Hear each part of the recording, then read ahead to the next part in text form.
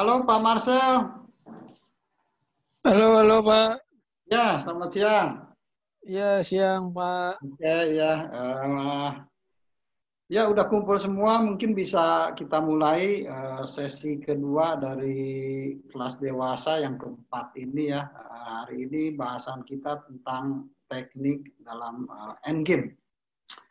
Ya, mungkin endgame ini dalam catur suatu bagian yang memang sangat penting gitu ya, suatu part gitu ya.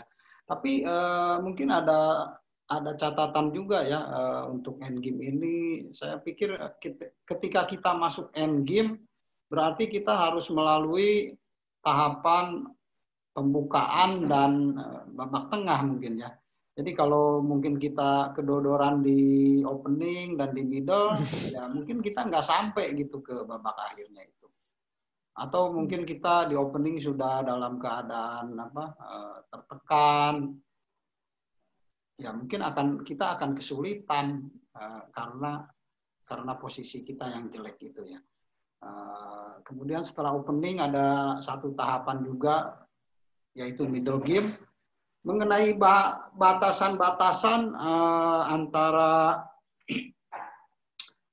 antara opening ke middle atau ke middle dan ke middle ke end game itu sebetulnya batasannya enggak bukan batasan yang baku gitu ukurannya. Mungkin hanya perkiraan-perkiraan saja lah.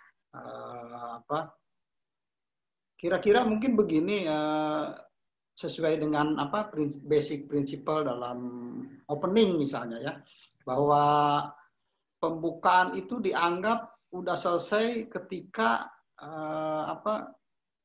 biasanya gitu itu benteng terkoneksi, kira-kira begitu. Mungkin kalau aturan-aturan basic principle dalam opening itu menguasai tengah, rokade secepat mungkin. Nanti setelah rokade itu bentengnya terkoneksi.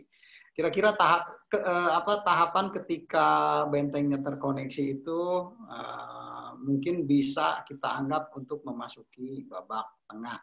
Tapi itu sebetulnya bukan suatu ukuran yang baku, karena mungkin ada beberapa opening tertentu yang memang sampai jauh gitu ya, bisa sampai 20 langkah, mungkin seperti misalnya dalam pembukaan Spanyol varian itu yang Marsal itu. Mungkin kira-kira seperti itulah. Tapi kita nggak membahas tentang hal-hal seperti itu. Kemudian juga batasan dari middle ke end game itu sama juga, tidak ada aturan yang baku lah sebetulnya. Jadi mungkin bisa perkiraan-perkiraan saja bahwa suatu posisi sudah masuk ke babak akhir gitu.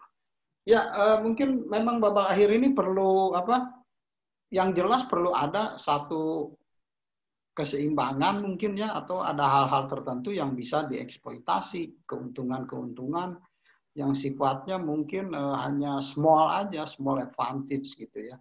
Jadi keuntungan-keuntungan kecil yang bisa kita eksploitasi menjadi suatu kemenangan.